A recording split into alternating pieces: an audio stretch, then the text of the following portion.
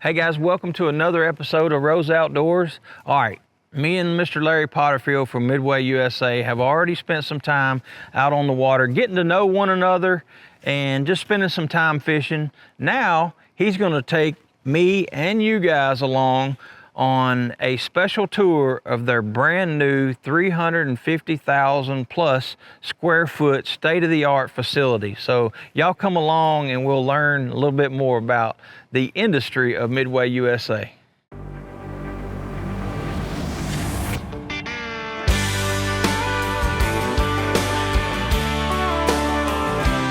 Brother, it's a long road from Amistad to Toho. Doesn't matter which way you go, the miles are all the same.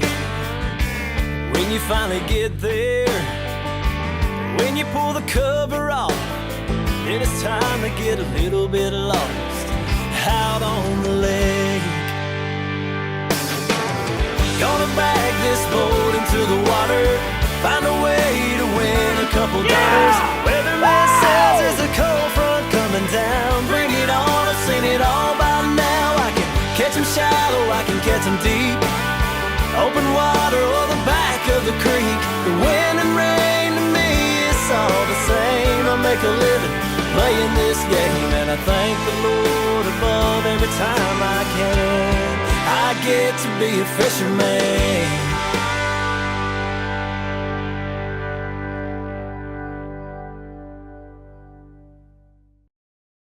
Well, Mark, we call this the 500-year campus. So welcome to Midway's 500-year campus. Wow. This is the first building. This is our new distribution center. It's been under construction for about a year now. It's just about to wrap up. So the building is basically complete, and all the equipment now is going on the inside. That is impressive, Larry. I mean, it's obviously you care about your customers and employees, workplace, and just obvious of how successful this company has been right there. Yeah. That's amazing. Well, it's about 400,000 square feet. The blue part you see on the front, the bottom end of it is all break room and obviously entryway. The upstairs is all offices, so our contact center is moving in here. All the people that talk to customers by email or chat or not web stuff, but email and chat and phone calls, those folks are all upstairs. And then the piece that's in white, 337,000 feet or so, 40-foot ceilings in it, is all new distribution system to make everything easier for customers, allow us to carry a lot more product because it's bigger. And then we've got the ability to build onto the east end of it and double the size of it. And we expect to do that in 5 to 10 years or so, as this one fills up. A lot of space left in this one after we get started. Now, I was impressed by the one that I visited last year, the old campus. I thought that was pretty impressive in and of itself. Now, what will happen to that? Well, we have already donated the west building. There's 4 buildings there. We've already donated the west building to the Boy Scouts, the local chapter of the Boy Scouts. Right. They get in there the first day of November, which is when we move our contact center people in here. And then we donated the Roosevelt building, which is the building that my office is in, right, to the Midway USA Foundation. That foundation helps communities raise money for high school and college shooting teams. So they've been quite successful around since 2008. There'll be a shooting team in your community back in Arkansas, and they will have an account with the Midway USA Foundation that helps them with their shooting expenses every year. And then the third building, the Jefferson building, and incidentally, those buildings are all named after the faces on Mount Rushmore, the presidents on Mount Rushmore. So I was stationed out there in the service years ago. Wow. The third building, we're trying to donate that now to the Civilian Marksmanship Program. They're down in Birmingham, and they put all kinds of youth shooting competitions on all around the country. They'd be the leading organization for that. And then the fourth building, the Washington building, which is primarily where our distribution center is today, we still don't have a plan for who's going to get that building. So if we could find a way to give it away to somebody in the shooting sports industry or the Boy Scouts or something like that, we would. But that's the plan for that campus. Wow, that's amazing. Giving back to a lot of good causes. As y'all have been blessed, this is just an unbelievable facility, and I know you guys will enjoy this for years to come. Well, what we want is to serve customers, and this building is designed from the ground up to serve customers better, to carry more of the products they want, get it out even more efficiently than what it is today. I don't think we can be much quicker, but a little bit quicker. But quick is awfully well ingrained in us today. The second most important thing for us is employees. So as you go through this place, and you do want to go through it, I hope. I would love to take a tour. This would be a bonus. Not operational yet, but very close. But employees are second, and they're just a nickel's worth behind customers, because customers have to be first. But when you see this from an employee perspective, you'll say, gee whiz, you guys do seriously believe in what you put on the wall. Yeah. That the employees are your number two most important of all the stakeholders. The employees are. So, and then of course comes the suppliers, and then fourth comes the shareholders. So yeah. Well, I've seen enough. I'm going to retire from fishing in about 10 years. I would love to get a job here if you'll take an application from me. I'm sure you'll be able to take my job by then. Well, I'm looking forward to it. Let's go take a look. Super duper. All right. So Larry, we've been out fishing on Madison Lake. We caught a lot of fish, and then you gave me the opportunity to come by. When I mentioned how big this place was and beautiful, you said you want to see it. And of course I wanted to take you up on that opportunity. So here we are. I'm just absolutely blown away. I can't imagine the investment and everything, but you really honestly care about your employees and your customers. This is obvious that you've done all this. Tell me a little bit about this facility if you can. Well, first of all, it's not operational, okay? Second of all, I think we ought to go look at it, and then we can talk about it, because it's going to change your life, and you're going to ask different questions after you've seen everything here. So let's go take a look at it now.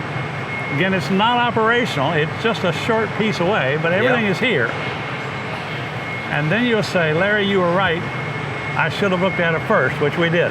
Let's go do it. Okay. I'm ready to go take a look. Y'all come along with us.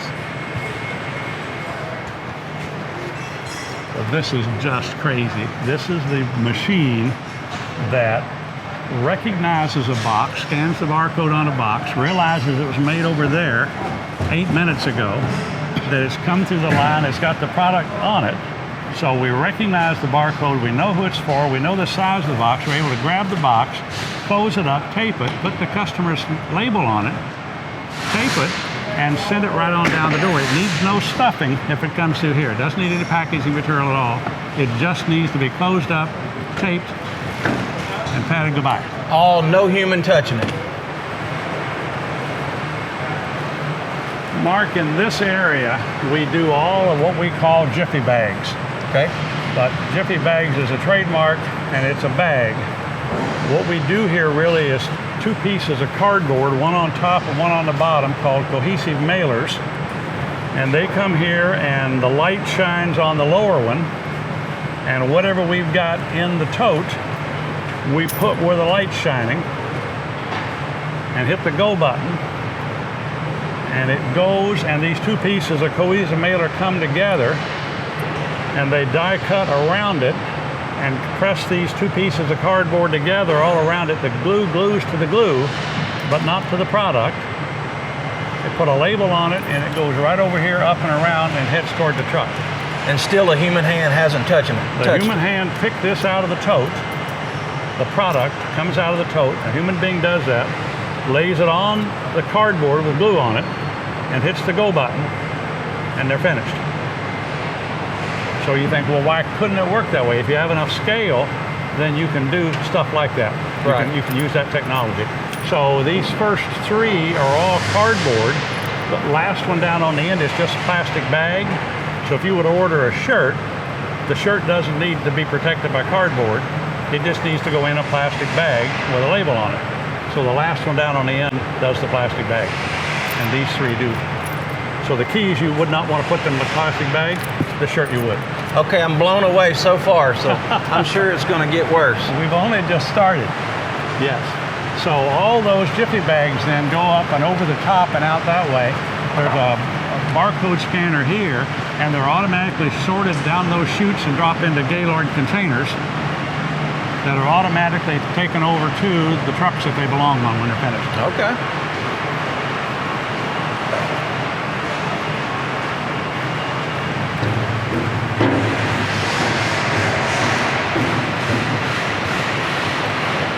So we're going to go down and take a closer look at this, but let me explain a little bit to you from up here. This is called Perfect Pick. The company that makes it is called OPEX. They're out of New Jersey. I think this stuff is made in Scandinavia, so it's a European product. Can you see the gray totes here that are being presented? Yeah. Inside that system, from here to here, are 62,500 of those gray totes. Each gray tote is configurable with dividers in it. This one has 1, 2, 3, 4, 5, so there's 6 different slots in there. Every tote is configured differently. This one has no configuration. You're going to put boxes of shoes in there. When you see one like this one over here, Yeah, I saw that. It was it's like got 12. 24 slots in it. Yeah. You're going to put your fishing tackle in there because it says, well, I don't need much space. You can put 40 of them in there. How many you need? So this one has just one in it. So each unit presents makes 400 presentations an hour. Every 9 seconds you get a tote. The operator that's working there can do one tote every 9 seconds if they want to and physically can. It doesn't cycle until they hit the button and say, I'm finished. Okay, so it can present 400 totes an hour, that's its max. If the operator can do 400 totes an hour, they would be working at max. If they can only do 320, well, that's all they can do. Right. So it's not that's what you have to do, that's what you can do. Yeah. Let's go down and take a closer look. So once you stand right there, so I can kind of show you from here what things look like. So you can see the configuration of totes. There's about 6,000 totes in each aisle. There's 10 aisles, 60,000 totes altogether. This is expandable by 40% this way, and it can be doubled that way. That is, the build here initially allows us to more than double the size of this thing, and it's a monster already. So the operator standing here, the screen is here. We have coming down the line here either gray, see the blue totes over here. Yeah. You see the boxes, and you can see some gray totes over here. So the blue totes are stuff that we pick into when we generate an order that is not in a box. It's in a blue tote. The order is in a blue tote. They're Gotcha. coming down the line right here. Yeah. So it's a box, a blue tote, or a gray tote. A gray tote is something that came through one of the receiving lines back here that we're going down to a little bit. So you're going to see here 3 different things on the line: gray totes, blue totes, and boxes.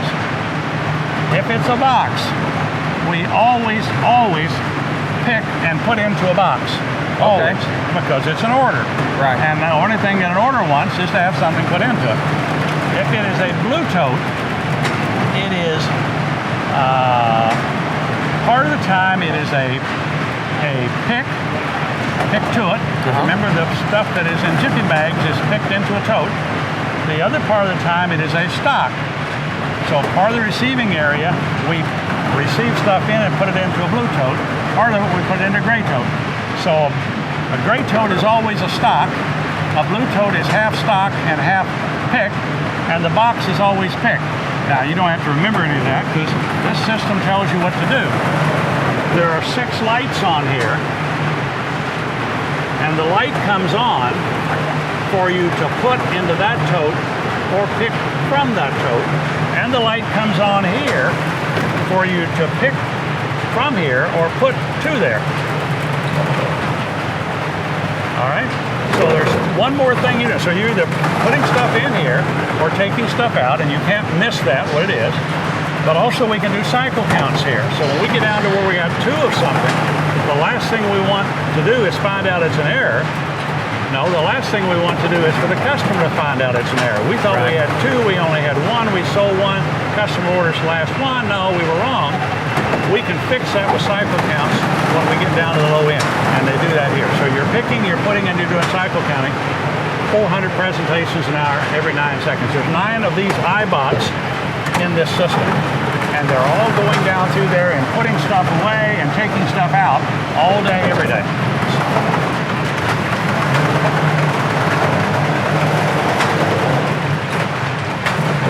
They all know where each other is. For whatever reason, this one didn't get something, so it must have put a tray up there. So when you see a tray come down in there, it's either got a tray on it or it's going to pick up the tray when it gets down.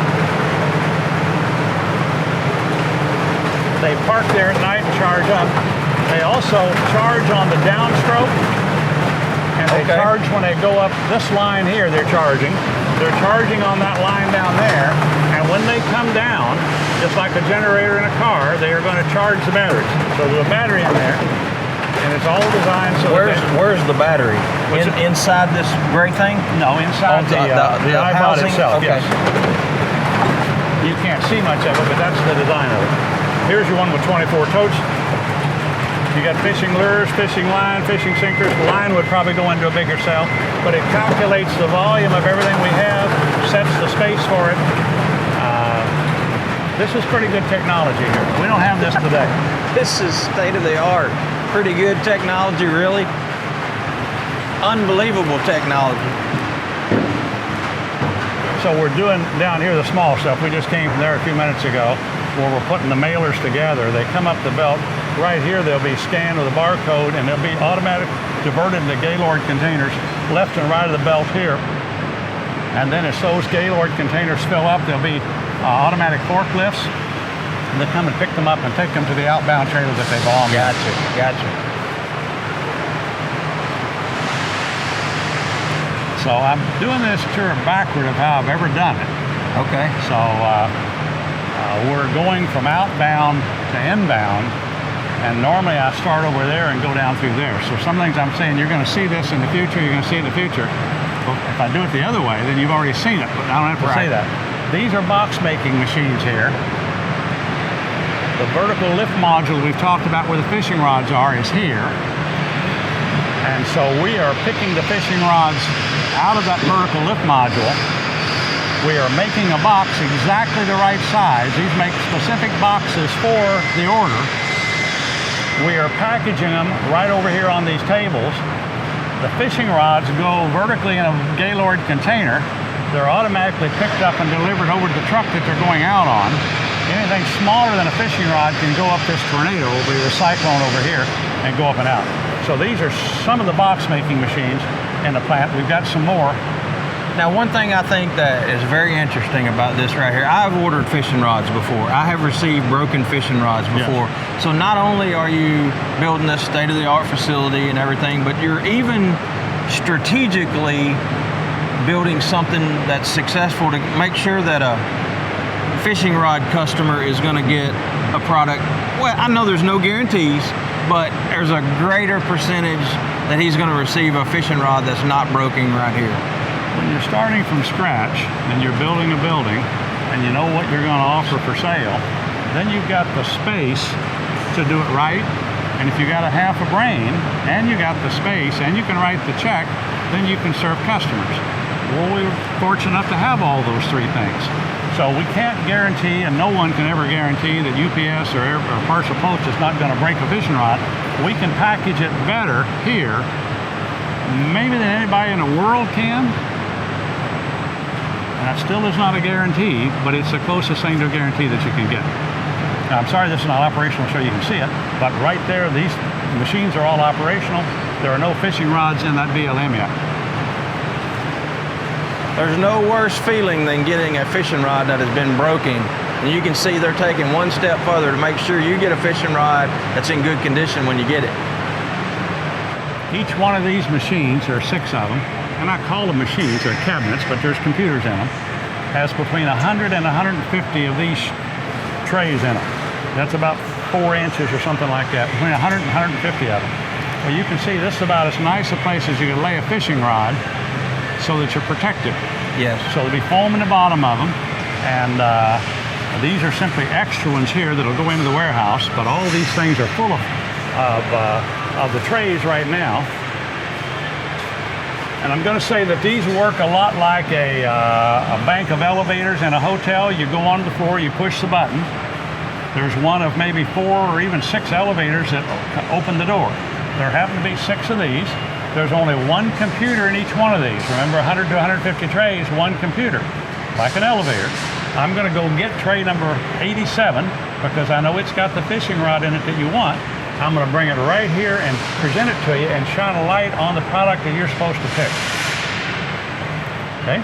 And as soon as you do that and hit the go button, the system is going to go do the next order, whatever that one is.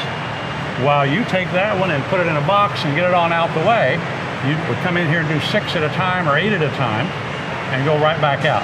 So the whole idea is, can we receive the fishing rods, store them properly. Now we're going to pick them out of here and we're going to take them right out here. When you come back next, everything you see will be operational. So this machine is here, it's been tested out. It makes boxes. Whatever box you ask for it to make in terms of length and size, it makes boxes. It makes square ones, doesn't make round ones. They're all rectangular or square. They're all long or they're short, but these things just make boxes all day. We have one of these at the current facility. There are 5 of them in this facility. Gotcha. All the packing is done over here. We also, if we have non-conveyable items, so if you order a cleaning rod won't go into these totes over here in Perfect Pick because it's too long. You have to have it stored somewhere special. It doesn't need to be stored as special as this for fishing rods. It just needs an intermediate place. Right. So we'll see all the non-conveyable stuff back over here a little bit. As it is picked, it is brought here, and it's either married up with a conveyable part of the order. So if you'd order a cleaning rod and a brush, the brush might be over in Perfect Pick. The cleaning rod is in the non-conveyable. They need to get merged together right here. We make one box that happens to be long enough that you can get both the cleaning rod and the brush in. And there's no waste, so we make exactly the right box. We're not thinking of ourselves as a green company, but anytime you buy modern equipment, you buy efficiency. And so the amount of cardboard waste here will be much less than what it is in the current plant. That's what I was going to say. Like if you order a 5.5 foot rod, you're not going to get it in an 8 foot box. It's going to be interesting. So vertical lift modules, these are kind of cool little pieces. Not very smart because there's only one computer in them. This is much smarter over here, the Perfect Pick is. And we're going to even some smarter stuff. This area is called fast pick, but that's a misnomer. It really is high volume picking. So if we would get a case of 20 gauge shotgun shells in, for instance, a pallet of them, and we're going to sell them by the case, there's no reason really to put those away. We bring them right in here and push the pallet into location and pick the cases off the top and put them on the belt. Everything else has had a put away cost invested in it because you got to get it into Perfect Pick before you can pick it out. But a pallet of ammunition that you're going to sell by the case is going to be brought right in there and parked and picked off of it and go on the belt. It doesn't need to be put away. That is the put away. Now on the left side we got flow through racking. So anything we're doing a lot of, for instance a shell holder, is a very tiny thing for reloading. If you're going to sell 1,000 of them a week, the last thing you want to do is spend the time to put them up. You got to put up, not 1,000, you put them up in batches. You got to pick them 1,000. So how can you reduce that? And you put them right here in a big tote and let that roll forward. And then you're being able to pick them without having the cost invested in them of stocking them in the first place. Yeah. So it just is a more efficient way to handle high volume stuff. So anything we're doing a lot of that's got much space involved in it, if we put a rifle scope on sale and we're going to sell 1,000 of them on the sale, well, that's great. How much do you want to invest in them? And the answer is as low as you can, because the customer doesn't want to pay for you doing something you couldn't do. So you bring them right in here, either on a pallet or in containers over here, and you are able to completely escape that extra cost of extra handling to put them away. So fast pick is what this place is called. Let me say that Rose Outdoors has scooped this project because there's not been a camera in here. So you guys are the first to film it. We're getting into a little bit more sophistication here than what we've been in. We're now in the receiving area, and there's a couple of key components to it here and just behind us here. This is called a put wall. Now that's a logistics term, not for you and I to think about. A put wall, what do you mean it's a put? Well, these totes are called a wall. It is a wall of totes, therefore it is a wall. That's where the word wall comes from. The operator standing exactly where you're standing, the incoming shipment of products is coming right down here on our left. The operator picks a product out of here, scans the barcode on it. When that happens, one of these 6 lights comes on. And that's the tote that you put the product into. Therefore, it's called a put wall. Put the product in the tote, one of the totes on the wall. This light comes on, you put it in there, you hit the white button, and you go back and get the next one. Now, when you're receiving stuff in, it might be that click, click, click, click, one after the other, they're all the same. Might be they're mixed up a little bit. The system keeps track of everything, and if the second one you pick is not the same as the first one, another light has to come on because this goes to the stocking location here. So you pick a 2/0 hook the first time, and then you've got the 3/0 mixed with the 2/0. Well, guess what? The 3/0 go here. Next one you get's a 4/0, it goes here. Now you're back to 2/0, it goes here. It knows how many you're expecting. I'm expecting 10 packages of 2/0, 10 of 3s, and 10 of 4s. As soon as the 10th one is in there, this unit goes into action. These totes, and this is not turned on right now, but those come on. This one goes down and all these others come down. This one flows automatically toward the perfect pick operation where we would stop it, and the operator has done nothing except pick it out of the box, scan it, and put it where it belongs. Called a put wall. Now, obviously, we don't count anymore. We don't sort anymore. We count and sort everything today coming in. Once we've got it counted and sorted and counted, then we're able to receive it in and say there's 10 of them. Here's the 10 2s, the 10 3s, and the 10 4s. We've got all of them. Now put them in a tote and send them to the stocking operation. So this one you don't have to think. You have to think a little bit. You don't have to count, you don't have to sort here. So this is about 80% of our product will go through that area. I think these guys are working on this, and we just interrupted them. That's what we did. So I got one question for you. Who came up with all this idea? All of what you've been talking about, who came up with all this? I didn't get any sleep at all that night. No, listen, it's just no different building a house. You're building a business. You're building a plant, if you would. So if you're going to build a house, you and your wife are going to think about it and plan and organize, and you're going to go see the architect, and the architect's going to tell you all the things you haven't thought of. So we've got a perfectly operational system down there now. We know that's not the future. We bring in the integrators. That's what the people are called inside. Outside is called a general contractor. Inside they're called integrators. And these are people that are experts on all this stuff.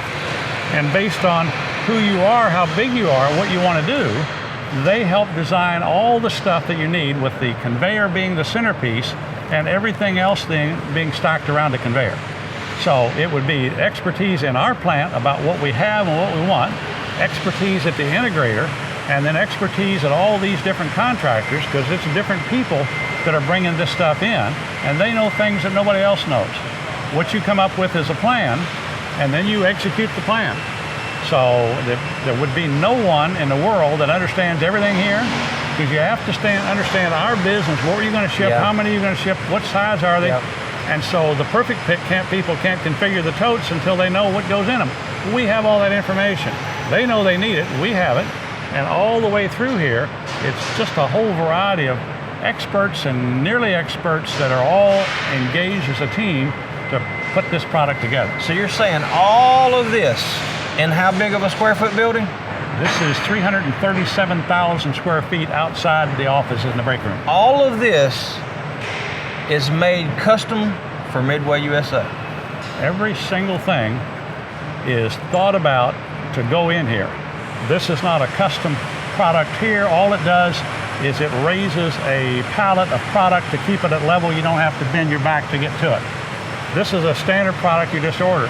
Some human being here had to say, well, we're going to put these at the end of the receiving lines, aren't we?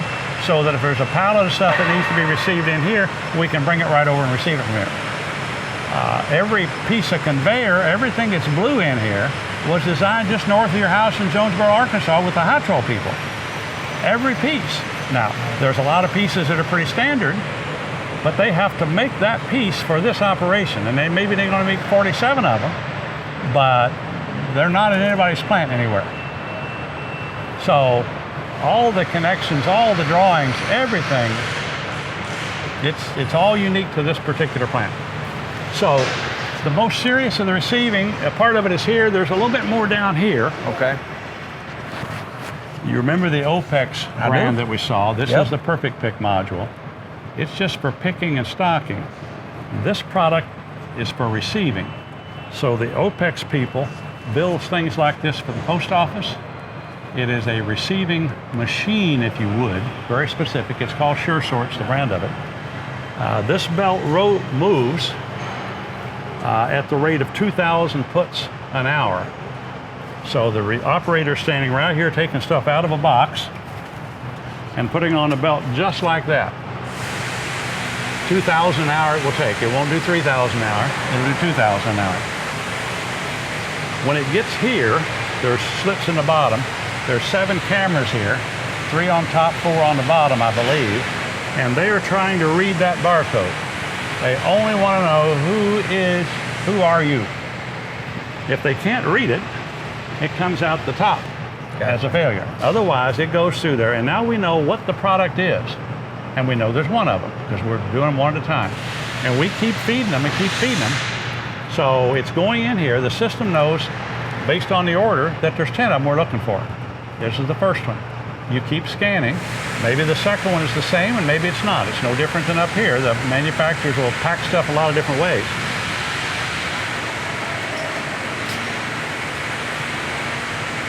This is a pretty smart machine. There's maybe a dozen of the little computers in here, and the product dumps onto that computer. And the system says, okay, have we received this one before? No. Okay, then I can put it anywhere I want where the tote has not been used before. So it comes down the line, and let's say it stops right here, and that computer dumps out into this tray. Okay, nothing happens because we think there should be 10 of them. You're only getting one at a time. It keeps track of the one. They're coming at it at 2,000 an hour. And it's looking at the next one, the next one, the next one, the next one. I can't even speak 2,000 an hour. Okay, so if the next one is the same as this, it comes in here and here and here and here. When this gets to 10, this is the second level. This bottom second light from the top turns green. There's one operator over there putting everything on. There's one operator here taking everything off. This part of the order is complete. I ordered 10 of these. I've got 10 of them. They're right here. This needs to go be stocked in Perfect Pick now. That goes to Perfect Pick. Remember I said you're getting gray totes over there? A gray tote is always a stock, but a blue tote might be a stock from here, because that's where we put them in up here, or it might be a pick. There's another tote right here for me. I'll pick that off and bring it right here, because that tote goes away because it's going to Perfect Pick to be stocked. If there's a discrepancy, obviously you have to pay the bill. You got the stuff in, you're missing one. You got 2 extras. All that has to be reconciled with the people who pay the bills. So this will do a perfect job of counting, but it can't guarantee that what you were shipped was exactly the right amount. But you wouldn't want to fight this one very much and say, I think it's wrong, we should count that again. I don't think it makes any mistakes. Okay, so this is the other part of receiving, is we're receiving up there and we're receiving down here. It's almost everything we receive. Fishing rods get received a little bit differently, and non-conveyables do. We'll talk about those here in a minute. They do not square a box up and glue it. They only make the box and glue the hinge on it, or the edge that it folds up on, but they don't do anything with the ends. The box making machine. Those up there. This box making machine and this box making machine actually makes a box and puts the labels on it. So it's exactly the same process, except that they close the box up and glue one in. We are going to pick to this box now. So we call this the order generation area. All orders start here. And they either start in a box, 60% of orders do, or they start in one of these blue totes. So the system right now is either going to make a box and put it on the line and head toward the picking area, or it's going to send a tote toward the picking area with barcodes on the tote and knows exactly what's there and exactly what it needs to be. This makes boxes at the rate of 500 boxes per hour. That machine makes 500 boxes an hour. And this one does too. 1,000 boxes just with these two machines an hour. But if 60% of your orders is greater than 1,000, then you don't have enough machines. So we think we're good to open and put another one on order pretty quick because it won't necessarily handle surges. These are called very narrow aisles. There'll be an autonomous forklift in here, operating in here, with a picker on it, but not an operator on it. The forklift is completely autonomous, and it takes the picker through here, takes them to the location that they need to be, up and down the aisle, and where they need to be here, and it tells them on the screen what to pick and shines the light on it what to pick. We are picking non-conveyable stuff here. We're picking the cleaning rod here because it won't go anywhere down here. Right. It won't go in perfect pick. It is stored here. It is received into the building, stored here, so that very narrow aisle autonomous unit is automatically delivering either the stocker or the picker. You're doing one or the other, but not both. Over here you can be stocking, picking, or counting. Here you're either stocking or picking. So everything is stored in here. In just the next space, you see very narrow aisles. There will be no human beings on foot in here. So we're now at the inbound area, and they're doing what they call burning it in. They're turning everything on and letting the rollers roll to make sure that they know how to roll, and if there's going to be a bearing problem or something like that, they can find that out. If we were to receive in a container of clothing from China, and it would be coming in containers with no pallets under them. So they're hand loaded into the containers in China, and you have to hand load them, unload them from here because they're not on pallets. So you can either take a pallet into the truck, load them onto the pallet and bring them out, or you can bring them out the way I'm going to show you in a little bit, and then sort them and grade them and load them here. So if we were to have that container, we would be unloading it right over here at the end of this long chute, and it would come up and come down through here on this shelf over here of rollers, and there we would decide what box goes on what pallet. And these are all the pallets here that you would empty a container on. So just because you grab a box, it doesn't mean it's related to the last box. If you're expecting 10 boxes of jackets and they all go on one pallet, that's what you do. So these pallets, as they're full, are all pushed over here. This is an automatic pallet wrapping machine, and the pallet wrapping machine shrinks wraps the pallet, puts the label on it, and puts it into a docking location that an autonomous forklift can come and pick it up and store it in the warehouse, because we don't need it for a month or two, because it's all the stuff you're coming in from China, you're getting in early or you're not in business. You have to get it in before you need it. Right. So this is simply for breaking down inbound containers efficiently. And we could ship fishing rods in this, I think. It just wouldn't be very interesting.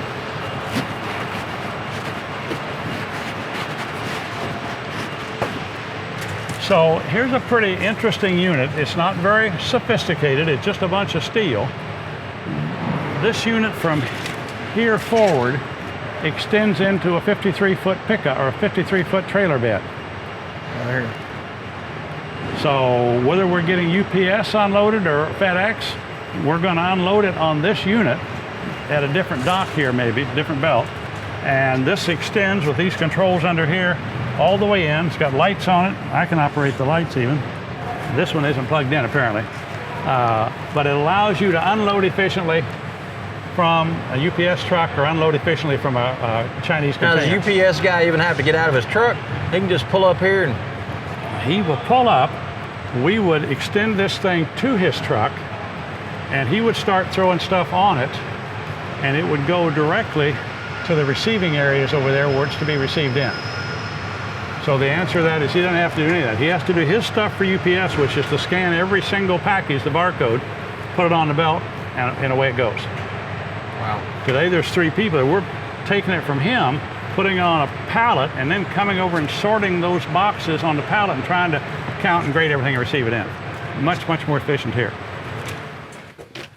Wow, Larry, that was impressive. I mean, to say the least, that was impressive. You certainly think big, you're a visionary. I have enjoyed the day fellowshipping with you, been in the boat with you. We got our hands smelling like fish a little bit.